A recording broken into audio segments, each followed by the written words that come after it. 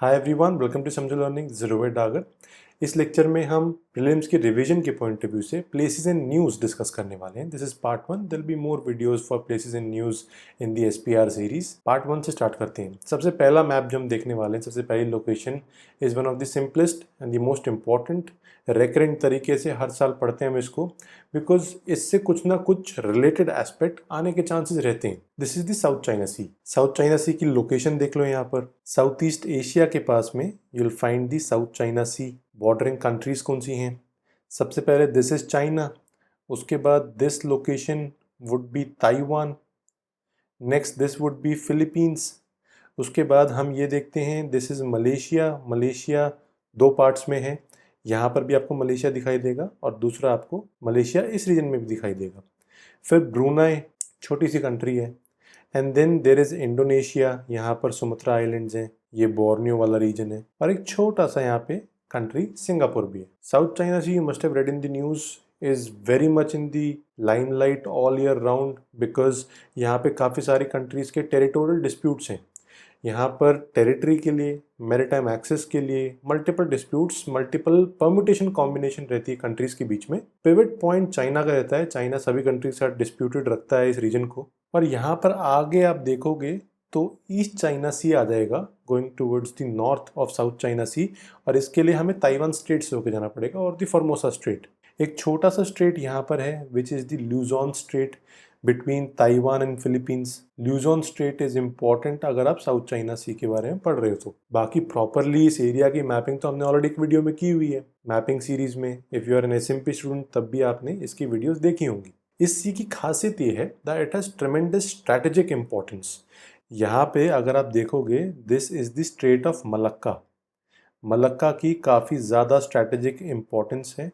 छोटा सा स्ट्रेट है, यहाँ से ट्रेड की जो वेसल्स हैं वो बहुत फ्रीक्वेंटली ट्रैवल करती हैं। It connects the Pacific Ocean to the Indian Ocean through the South China Sea. अब यूएनसीटैड का एक डेटा है that 1/3 of the global shipping trade goes through the Strait of Malacca.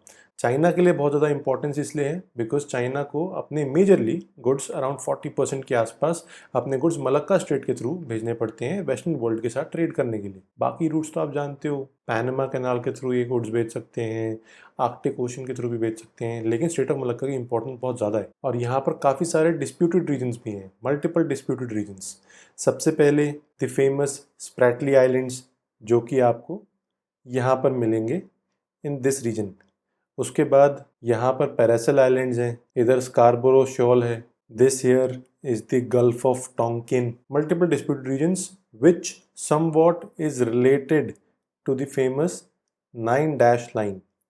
ये 9 डैश लाइन चाइना क्लेम करता है इस पूरे reason को। जो आपको एक डैश लाइन दिखाई दे रही है, साउथ चाइना सी पूरा ही क्लेम कर लिया है चाइना ने। इसके अगेंस्ट मल्टीपल कंट्रीज हैं। मैं आपको डिस्प्यूट्स बता देता हूँ। चाइना की ये जो आपको 9 डैश लाइन दिखाई दे रही है, यहाँ पर इसके डिस्प्यूट आपको देखो फिलीपींस के साथ भी दिखाई देंगे। यहाँ पर आपको मलेशिया, ब्रूनाई, वियतनाम के साथ तो इनके बहुत ज़्यादा डिस्प्यूट्स हैं बिकॉज ऑफ दिस लाइन। ये रेड वाली line, this one is the 9 dash line China के क्लेम के अकॉर्डिंगली। जो येलो लाइन है ये मलेशिया का टेरिटोरियल क्लेम है। वियतनाम का क्लेम काफ़ी ज़्यादा है, this blue line, this is Vietnam's claim. Brunei काफ़ी कम क्लेम है, ये अनक्लॉज के अकॉर्डिंगली अपना एक एरिया डिफाइन कर रहे हैं। एंड देन फिलीपींस का काफ़ी ज़्यादा क्लेम है। ताइवान का भी यहाँ पर वही 9 डैश लाइन चल रही है। Taiwan basically Republic of China, actual China जो बड़े वाला चाइना है mainland, that is the People's Republic of China. अब एक्चुअल कौन सा है ये इनका आपस का डिस्प्यूट है। हम यहाँ पे मैपिंग के पॉइंट ऑफ व्यू से देख रहे हैं कि जो मल्टीपल कन्वर्जेंस हो रही हैं टेरिटोरियल क्लेम्स के लिए, उसमें स्प्रैटली आइलैंड्स बहुत फेमस हैं, स्कारबोरो शोल फंस जाते हैं, पैरासल आइलैंड्स फंस जाते हैं। ये नॉर्थ बोर्नियो वाला रीजन भी है, this is the north of Borneo, और ये भी काफ़ी न्यूज़ में रहता है। यहाँ पर मल्टीपल क्लेम्स हैं, है तो ये मलेशिया के अंदर, क्लेम इसको चाइना भी करता है, ताइवान भी करता है, फिलीपींस भी करता है, ब्रूनाई भी करता है। फिर यहाँ पे नतूना आइलैंड्स भी हैं।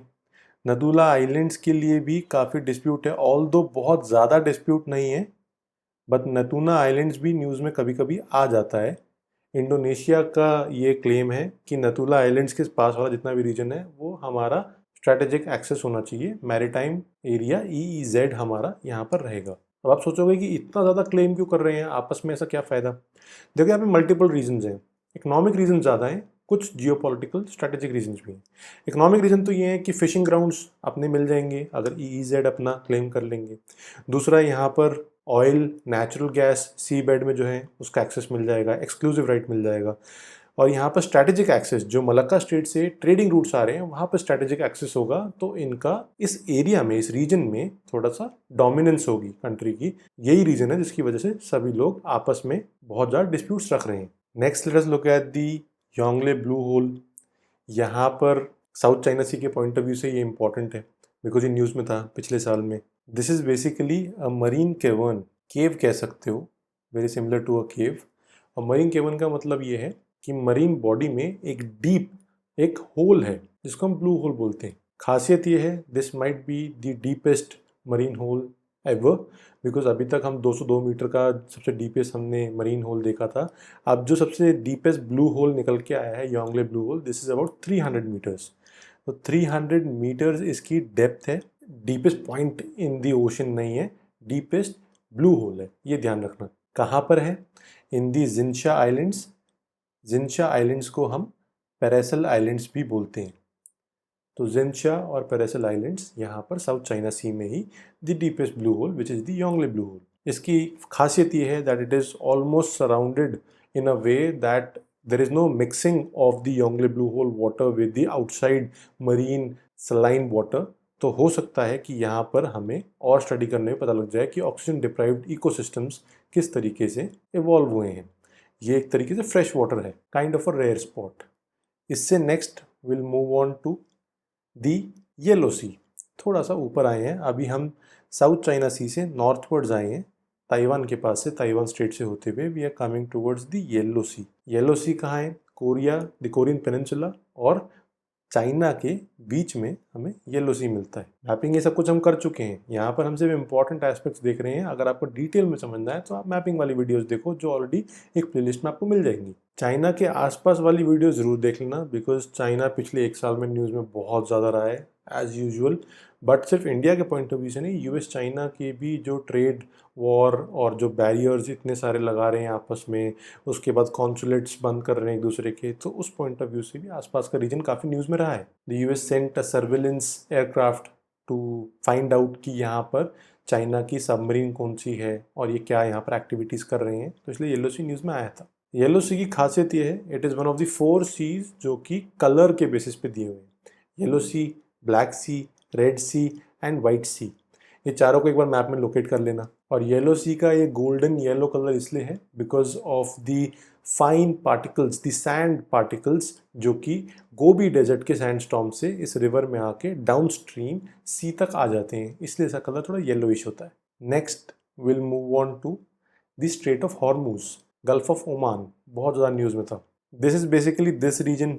इंडिया से थोड़ा वेस्टवर्ड जाओगे और वहाँ पर आपको गल्फ ऑफ ओमान से होते हुए अगर आपको दुबई जाना है थ्रू द सी रूट, आप स्ट्रेट ऑफ हॉर्मूज से होके जाओगे। तो स्ट्रेट ऑफ हॉर्मूज की सिग्निफिकेंस काफ़ी ज़्यादा है। Straight of Hormuz is very important for those vessels Persian gulf से जो मिडिल ईस्ट का ट्रेड है और मिडिल ईस्ट का बहुत ही सिग्निफिकेंट ऑयल का ट्रेड है, वो सभी स्ट्रेट ऑफ हॉर्मूज से होके आ रहा है टू द आउटर वर्ल्ड। तो ये काफ़ी सारी कंट्रीज़ के लिए बहुत इंपॉर्टेंट है। फॉर एग्जांपल ईरान के लिए स्ट्रैटेजिकली बहुत इंपॉर्टेंट है। यहाँ पर इराक है, कुवैत है, that are totally dependent on the Persian Gulf for the trade. यहाँ पे सऊदी है, सऊदी ऑल्दो सम में आर्ग्यू कि टोटली पर्शियन गल्फ पे डिपेंडेंट नहीं है, रेड सी भी है इसके पास एक्सेस के पॉइंट ऑफ व्यू से, लेकिन सऊदी की जो ट्रेड की वेसल, जो इकोसिस्टम बन गया है यहाँ पर ऑयल का, तो सऊदी के लिए भी पर्शियन गल्फ बहुत इंपॉर्टेंट है। यहाँ पे कतर भी है, देन देर इज़ UAE और यहाँ पर ओमान है। While we are discussing this you should also look at the atlas और वहाँ पर इनके कैपिटल्स को नॉर्थ टू साउथ और वेस्ट टू ईस्ट हमेशा अरेंज कर लिया करो। अगर कोई बहुत ही ज़्यादा इंपॉर्टेंट होगा तो हम मैप में एक बार कर लेंगे या क्वेश्चंस प्रैक्टिस कर लेंगे, but it is a good practice to always look at north to south, west to east, the important capitals of a region that you believe is in news. अब इस strait की खासियत ये है कि strategically it is very very important. सिर्फ 21 miles इसकी width है, यहाँ पर ईरान है, ईरान के ऊपर यूएस के सैंक्शंस काफ़ी लग रहे हैं। ईरान इसको स्ट्रैटेजिकली काफ़ी ज़्यादा डोमिनेट करना चाहता है। And since 20% of the global oil consumption passes through the Strait of Hormuz, तो यहाँ पर हमें इसको समझना बहुत ज़रूरी था। एक इंटरेस्टिंग फैक्टर आपको मैं दिखा देता हूँ। यहाँ पर आपको इंडिया दिख रहा है, इंडिया से हम स्ट्रेट ऑफ हॉर्मुज की तरफ जाते हैं। यहाँ पर आप देखो, this is Oman at the centre of your screen. Oman से जब हम नॉर्थ की तरफ जाते हैं तो आपको यूएई आएगा पहले सबसे, और यूएई के बाद जो स्ट्रेट ऑफ हॉर्मुज की तरफ जो एरिया आ रहा है, this particular area is Oman only. Basically Oman आपको यहाँ पर मिलेगा, और ये जो छोटी सी स्ट्रिप है ये भी ओमान है। This is an exclave of Oman on the Strait of Hormuz, ये ध्यान रखना। और सिर्फ इतना ही नहीं है, एक और इंटरेस्टिंग फैक्ट भी दिखाता हूँ। नोटिस दिस स्मॉल एक्सक्लेव, ये यूएई होना चाहिए। This is the Nahwa region, ये यूएई है। इस यूएई के बाहर आप देख सकते हो दिस इज ओमान, और ओमान के बाहर फिर से यूएई है, और उसके बाहर फिर से ओमान है। This is an interesting fact. यहाँ पे आपको दो एनक्लेव्स दिखाई दे रहे हैं, और ये दोनों ही एक्सक्लेव्स हैं of their own countries. Enclaves और एक्सक्लेव्स आप जानते होंगे। Enclave is basically an area that is being surrounded by another state. तो यहाँ पर नावा इज सराउंडेड बाय माडा। नावा सेंटर में आपको दिखाई दे रहा है छोटा सा, this is a region of UAE. उसके बाद माडा है, Madha is an region of Oman. उसके बाद फिर से यूएई आ रहा है, और यूएई के नॉर्थ और साउथ में दोनों तरफ आपको फिर से ओमान देखने को मिल रहा है। ये एक फैक्ट था। Right, so next let's move on to the Gulf of Guinea. Gulf of Guinea news में इसलिए था because it has overtaken South East Asia as the worst area for reported piracy and kidnappings in the year 2019। ये basically Gulf of Guinea है, this region. Equator के बहुत पास में है, प्राइम ऑफ मेरिडियन और इक्वेटर यहाँ से पास हो रहे हैं, this is important. Prime of meridian यहाँ पर घाना से भी पास हो रहा है, बर्किनो फासो से भी पास हो रहा है, माली से भी पास हो रहा है। इसको ट्रेस करना एटलस में ऊपर तक till England. By the way, write down in the comment section ये कंट्री कौन सी है माली के जस्ट नॉर्थवर्ड्स। लेट्स सी कितने लोगों को पता है, और बर्किना फासो के बारे में कितने लोगों ने सुना था। ये एक ऐसी कंट्री है जिसको सब लोग मिस करते हैं जनरली, बट प्राइम मेरिडियन यहाँ से पास करता है। एक और चीज़, नाइगर रिवर यहीं से फ्लो करती है, it drains into the Gulf of Guinea. फिर वोल्टा रिवर भी घाना में, it drains into the Gulf of Guinea. ये दो याद रखना। And the international maritime bureau IMB has said that this particular region, this Gulf, which is the Gulf of Guinea, is the most dangerous area in the world for shipping. Then we'll move on to the next part, which is the Drake Passage. Drake Passage news में था पिछले एक साल में, because there were 6 rowers from 4 different countries जिन्होंने पहली बार Drake passage को cross किया है। ड्रेक पैसेज कहाँ पर है? अब ज़रा स्ट्रेट ऑफ हॉर्मुज से बाहर निकल के आते हैं, and let's go to South America. South America और अंटार्कटिका के बीच में ये जो आपको रीजन दिखाई दे रहा है, ये जो पैसेज दिखाई दे रहा है वाटर बॉडी का, दिस इज द ड्रेक्स पैसेज। और इस ड्रेक्स पैसेज की खासियत क्या है? एक तो यही हो गई कि ये केप हॉर्न और अंटार्कटिका के बीच में आ गया। दूसरा कि यहाँ पर वार्म करंट्स और इधर से cold currents, warm water cold water का कन्फ्लुएंस ऐसा होता है, ये मिक्स इस तरीके से होते हैं that this is very dangerous for shipping. उसके अलावा यहाँ पे कुछ आइसबर्ग्स भी मेल्ट होके आ जाते हैं that are not completely melted, लेकिन ये इस तरफ आ रहे हैं, तो शिप्स के लिए काफ़ी डेंजरस रूट है। One of the roughest waterways in the world, and it is also one of the narrowest stretch in the southern ocean. इसका जो विड्थ है, दिस इज़ रफली अबाउट 800 किलोमीटर्स। ऑल्दो इतना याद रखने की जरूरत नहीं है, सिर्फ एक आइडिया लगाने के लिए 800 किलोमीटर्स, बस इतना देख लो। नासा ने भी बोला हुआ है that these waters are notoriously turbulent, unpredictable and frequent by icebergs and sea ice. Next we'll move on to the Danube-Oder-Elbe canal. ये कैनाल है यहाँ पर, इसका नाम है Danube Oder-Elbe कैनाल। ये तीनों रिवर्स हैं, इफ़ यू कैन रिमेंबर।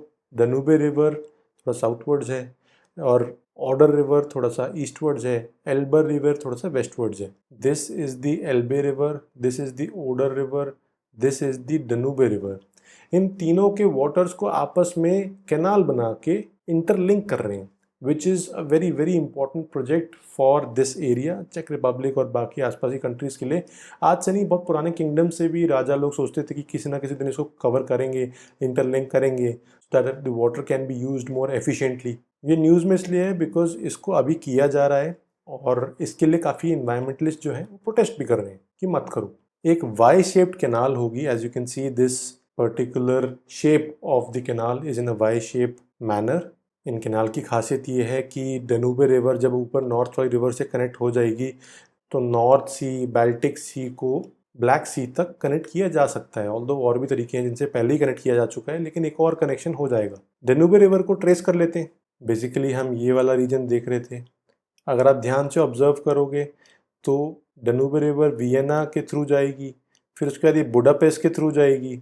यहाँ पर थोड़ा सा बॉर्डर तो ये स्लोवाकिया और हंगरी के बीच में ही बना रही है, थोड़ा सा बॉर्डर ये सर्बिया और क्रोएशिया के बीच में बना रही है। It will take an eastward turn और फिर उसके बाद ये रोमानिया, सर्बिया और फिर रोमानिया और बल्गेरिया के बीच में बॉर्डर बनाती हुई eventually it will drain into the Black Sea. ये डनूबे रिवर का पाथ है। और जब यहाँ पे जिक्र ब्लैक सी, बाल्टिक सी और नॉर्थ सी का हो रहा है, तो ब्लैक सी तो हमने देख लिया, this is the Black Sea. Baltic Sea और नॉर्थ सी आप ऑब्जर्व करो इन योर एटलिस्ट, इस रीजन में आपको दिखाई देंगे। Right, so these were the places that we are suppose discuss in this part. अगले पार्ट में कुछ और प्लेसेस के बारे में डिस्कशन करेंगे that were in news. I have enjoyed watching the video. See in the next one. Thank you.